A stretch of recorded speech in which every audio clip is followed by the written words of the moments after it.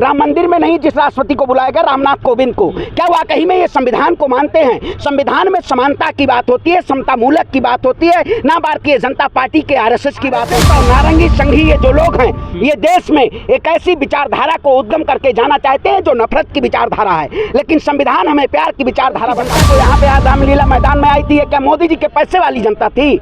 इनको संविधान से प्यार था, ये संविधान को बचाने वाले लोग थे। तमाम हजारों किलोमीटर केरला से भी यहाँ पे भीड़ आई हुई थी, केरला से भी लोग आए थे। वो लोग जान रहे हैं अगर देश में संविधान नहीं बचेगा तो हमारा अधिकार नहीं बचेगा। बहुजन समाज की एक आवाज, संविधान बचाओ पूरे देश की आवाज है, केवल एक की आवाज नहीं है। हम भी यहाँ आए हैं, सबरन समाज से आते हैं, हमें क्यों संविधान बचाने की जरूरत पड़ी? क्योंकि उत्तर प्रदेश में जिस तरीके से ब्राह्मणों के घरों के ऊपर और ब्राह्मणों की दिन दहाड़े हत्या हो जाती है, आपने देखा होगा हाथरस में जिस तरीके से हमारे उस बहन को न्याय नहीं मिल पाया, ये वही उत्तर प्रदेश है जहाँ पे कानून व्यवस्था ताक पे है और लोगों के घरों को बुलडोजर चलाया जा रहा है। ऐसी न्याय व्यवस्था इस देश में नहीं चलता है, भीमराव अम्बेडकर के संविधान से चलेगा, न कि भारतीय जनता पार्टी, आरएसएस और नारंगी संघी जैसे बजरंगियों के सत्ता तंत्रों से चलेगा। हम कतई नहीं बर्दाश्त करेंगे मुंहतोड़ जवाब। आला कमान, चाहे केंद्रीय मंत्री की बात करें, चाहे गृह मंत्री की बात करें, चाहे प्रधानमंत्री की बात करें, सभी हिंदू हैं, फिर भी हिंदू खतरे में है। वार देश के प्रधानमंत्री, गजब इस देश की जनता को बेवकूफ बनाने का। लोगों को जरूरत है एक साथ होने की, एकजुट होने की। जिस तरीके से ये आवाज रामलीला मैदान से उठी है, ये सिविल लोक कल्याण मार्ग तक पहुंचनी चाहिए कि वाकई में आज ये देश का वो पिछड़ा वर्ग जागा है, किसान, नौजवान की सब जागेंगे और इस सरकार को 2024 में सत्ता से बेदखल करेंगे। क्या दिक्कत है संविधान को? देश में सही तो चल रहा है सब कुछ।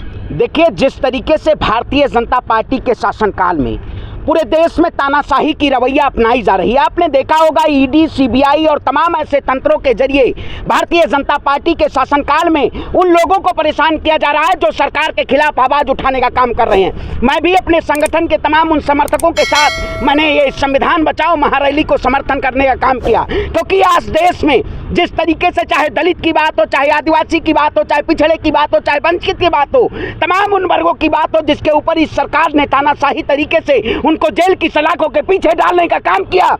मैं देश के प्रधानमंत्री से पूछना चाहता हूं, आप पत्रकार हैं, बताइए क्या वाकई में आज इस देश में वो तबका परेशान नहीं है? इसी सरकार के शासनकाल में लाठी और डंडों के जरिए जिस तरीके से किसान आंदोलन में लोगों के ऊपर लाठी और डंडे बरसाए गए, क्या इस सरकार ने उनको न्याय देने का काम किया था? अगर हम सड़क पे नहीं बैठेंगे, अगर इस मंच के जरिए हम इस सरकार को हुंकार नहीं भरेंगे, तो ये सरकार अपनी तानाशाही के जरिए इस देश के लोकतंत्र पे कहीं ना कहीं खतरा है और उस पर चोट करने का काम कर रही है। लेकिन पांडे जी, ये जो सरकार है, मोदी सरकार है, मोदी जी ने खुद कहा था संसद में जब घुसे थे कि मैं संविधान की वजह से ही प्रधानमंत्री बना हूं देश का। बिल्कुल, देखिए, उन्होंने संविधान की वजह से प्रधानमंत्री तो बने, लेकिन कहीं ना कहीं संविधान में राष्ट्रपति द्रौपदी मुर्मू को कहीं ना कहीं जब नया संविधान का उद्घाटन हुआ उस दौर में उनको इनविटेशन नहीं दिया गया। आप बताइए, इससे पूर्व में आपने देखा होगा जिस प्रधानमंत्री को राम मंदिर में नहीं जिस राष्ट्रपति को बुलाया गया, रामनाथ कोविंद को, क्या वाकई में ये संविधान को मानते हैं? संविधान में समानता की बात होती है, समता मूलक की बात होती है, ना भारतीय जनता पार्टी के आरएसएस की बात होती है। आरएसएस और नारंगी संघी ये जो लोग हैं, ये देश में एक ऐसी विचारधारा को उद्गम करके जाना चाहते हैं जो नफरत की विचारधारा है, लेकिन संविधान हमें प्यार की विचारधारा बताती है। इन्होंने उत्तर प्रदेश की धरा से, मैं आता हूं अयोध्या की पावन नगरी से, क्या उत्तर प्रदेश में कानून व्यवस्था संविधान पे चलती है? क्या कानून व्यवस्था के जरिए न्याय मिलता है लोगों को? दिन दहाड़े जिस तरीके से लोगों के ऊपर कहीं ना कहीं लोगों के आशियाने के ऊपर बुलडोजर चला दिया जाता है, लोगों को दिन दहाड़े इनकाउंटर करा दिया जाता है, ये कानून के ताक पे रख के ये सरकार काम करना चाहती है। लेकिन हम उसी संविधान को बचाने के लिए, उसी न्याय के प्रहरी की आवाज बन के इस रामलीला मैदान से आज पूरे देश के कोने कोने से तमाम भारी तादाद में आए हुए लोग, तमाम विभिन्न वर्गों से, विभिन्न समुदायों से, विभिन्न संगठनों से, उन्होंने आज आह्वान किया है कि हम सरकार को झुका के रहेंगे। हम सरकार को 2024 में आने वाले में इसको सत्ता से बेदखल करने का काम किया जाएगा। अरे सर, मोदी जी कह चुके हैं कि 2024 में लाडले से हम ही झंडा फहराएंगे। अरे मोदी जी तो कह दिए हैं कि हम 2050 में आज़ादी का 100 वर्ष हम मनाएंगे। देश की जनता क्या है? देश की जनता जो यहाँ पे आज रामलीला मैदान में आई थी, ये क्या मोदी जी के पैसे वाली जनता थी? इनको संविधान से प्यार था, ये संविधान को बचाने वाले लोग थे। तमाम हजारों किलोमीटर केरला से भी यहाँ पे भीड़ आई हुई थी, केरला से भी लोग आए थे। वो लोग जान रहे हैं अगर देश में संविधान नहीं बचेगा तो हमारा अधिकार नहीं बचेगा। इसलिए बहुजन समाज की एक आवाज़, संविधान बचाओ पूरे देश की आवाज़ है, केवल एक की आवाज़ नहीं है। हम भी यहाँ आए हैं, सबरन समाज से आते हैं, हमें क्यों संविधान बचाने की जरूरत पड़ी? क्योंकि उत्तर प्रदेश में जिस तरीके से ब्राह्मणों के घरों के ऊपर और ब्राह्मणों की दिन दहाड़े हत्याएं हो जाती हैं, दलितों को आपने देखा होगा हाथरस में जिस तरीके से हमारे उस बहन को न्याय नहीं मिल पाया, ये वही उत्तर प्रदेश है जहाँ पे कानून व्यवस्था ताक पे है और लोगों के घरों को बुलडोजर चलाया जा रहा है। ऐसी न्याय व्यवस्था इस देश में नहीं चलेगी। देश बाबा साहेब भीमराव अंबेडकर के संविधान से चलेगा, न कि भारतीय जनता पार्टी, आरएसएस और नारंगी संघी जैसे बजरंगियों के सत्ता तंत्रों से चलेगा। हम कतई नहीं बर्दाश्त करेंगे, मुंह तोड़ जवाब देने का काम करेंगे। लेकिन सब कुछ चंगा सी है ऐसा कहा जाता है, मीडिया भी कह रही है देश मजबूत हाथों में है और 5 ट्रिलियन की अर्थव्यवस्था बन जाएगी कुछ दिनों के बाद। अरे भैया यही सरकार कहती थी बहुत हुआ महंगाई पे अत्याचार, अब की बार मोदी सरकार, अरे कहाँ है महंगाई अपार है, कहाँ मोदी सरकार? यही सरकार कहती थी बहुत हुआ किसानों पे अत्याचार, अब की बार मोदी सरकार। अरे भैया किसानों पे लगातार अत्याचार होते जा रहे हैं, किसान लगातार आत्महत्या करते जा रहे हैं, लेकिन मोदी सरकार कहाँ है, कहाँ मौन है?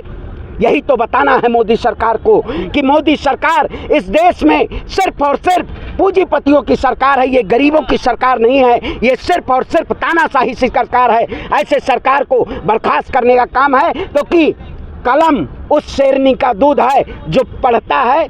किसने कहा था? बाबा साहेब भीमराव अम्बेडकर ने। उन्होंने कहा था जो पढ़ेगा वो दहाड़ेगा। तो आज लोगों को शिक्षा जरूरत है, लेकिन मोदी जी 5 किलो राशन देना चाह रहे हैं। हमें 5 किलो राशन नहीं चाहिए, हमें हर वर्ग का हर व्यक्ति शिक्षित होना चाहिए, चाहे वो दलित हो, चाहे वंचित हो, चाहे आदिवासी हो, चाहे किसी भी समाज से हो। अगर वो पढ़ेगा तो सवाल पूछेगा, और जब सरकार से सवाल पूछेगा तब जवाब देना पड़ेगा। लेकिन बीएचयू में जो पढ़ रहे हैं एक छात्रा, उसके साथ में छेड़खानी की गई है बीएचयू में, जहाँ से प्रधानमंत्री आते हैं खुद, और वो योगी जी ने कह दिया कि हम इनको बख्शेंगे नहीं आरोपियों को। अरे भैया योगी जी बख्शेंगे नहीं, अगर मुसलमान होगा तब नहीं बख्शेंगे ना। अगर कोई ऐसे समाज से हो गया तो बख्श देंगे, तब बुलडोजर नहीं जाता। यही तो बात है। योगी आदित्यनाथ जी के कानून में दोहरा चरित्र है। आप बताइए, अगर कोई मुस्लिम आरोपी है तो इनकाउंटर कर दिया जाता है, अगर कोई दूसरे समाज से है तो उसको इनकाउंटर नहीं किया जाता है, उसको गिरफ्तार भी नहीं कराया जाता, उसकी आरती उतारी जाती है। आपने देखा होगा शिवराज सिंह चौहान के शासनकाल में जिस तरीके से आदिवासी के ऊपर पेशाब कांड कराया गया। आपने देखा होगा जिस तरीके से बनारस, जो कहते हैं बनारस काशी की धरती है, अरे उसी अयोध्या की हमारे पावन धरा पे जिस तरीके से कांस्टेबल के साथ जघन्य अपराध किया गया। क्या ये अरे एनकाउंटर कर दिया? अरे एनकाउंटर तो समुदाय कौन सा था? मुस्लिम समुदाय थे। मुस्लिम समुदाय के ऊपर इनकी कानून ऐसी चलती है कि उनका इनकाउंटर कर दिया जाता है। लेकिन जब कोई अगर किसी और समाज से आता है, इसीलिए हम कहते हैं संविधान जरूरी है, क्योंकि संविधान में उस न्याय की बात होती है, उस व्यवस्था की बात होती है जो सच की आवाज उठाने का काम करे। हम सच की आवाज उठाते हैं, हमें ये सरकार तमाम डराती है। मैं उत्तर प्रदेश से आता हूँ, लोग कहते हैं आप योगी आदित्यनाथ के खिलाफ क्यों बोलते हैं? अरे मैं कहता हूँ इस देश में जब तक बाबा साहेब अम्बेडकर का संविधान है तब तक हम सवाल पूछेंगे। अगर ये संविधान नहीं रहा तो ये सरकार सवाल नहीं पूछने चाहिए। मैं योगी आदित्यनाथ से नहीं डरता हूँ। इस सरकार के शासनकाल में धर्म के नाम पे ही घोटाले हुए हैं। आपने देखा होगा, चाहे आप बात कर लीजिए मध्य प्रदेश को, वहाँ मध्य प्रदेश में महाकाल कॉरिडोर की कहीं भी सबसे ज्यादा पीतल डालो उधर से सोना निकलेगा। केदारनाथ, अरे वही कहते हैं भैया, पेटीएम भी लगा दिया इन्होंने केदारनाथ में। पेटीएम लगाने का काम क्या? ऐसी सरकार आई है जो धर्म के नाम पे चंदा वसूलने का काम करती है। ये सरकार धर्म के रक्षक नहीं है, ये भक्षक हैं। लेकिन 51 लाख दिए जलाए जाएंगे अयोध्या में अब आप दीपावली पर। लेकिन लोगों के घर में, आप बताइए, लोगों के घरों में दिए नहीं जलेंगे क्या? ये सरकार क्या करना चाहती है? जब लोगों के घरों में दिए जलेंगे तब भगवान के मंदिर में भी दिए जलेंगे। मैं कहता हूँ भगवान आस्था का प्रतीक है, भगवान राजनीति का प्रतीक नहीं है। लेकिन भारतीय जनता पार्टी, आज बताइए, देश की पूरी आला कमान, चाहे केंद्रीय मंत्री की बात करें, चाहे गृह मंत्री की बात करें, चाहे प्रधानमंत्री की बात करें, सभी हिंदू हैं, फिर भी हिंदू खतरे में है। वार देश के प्रधानमंत्री गजब इस देश की जनता को बेवकूफ़ बनाने का काम कर रहे हैं। आज लोगों को जरूरत है एक साथ होने की, एकजुट होने की। जिस तरीके से ये आवाज़ रामलीला मैदान से उठी है, ये सिविल लोक कल्याण मार्ग तक पहुंचनी चाहिए कि वाकई में आज ये देश का वो पिछड़ा वर्ग जागा है, किसान, नौजवान की सब जागेंगे और इस सरकार को 2024 में सत्ता से बेदखल करेंगे। ठीक है पांडे जी, आप अयोध्या से आते हैं, एक सवाल आपसे जरूर करेंगे।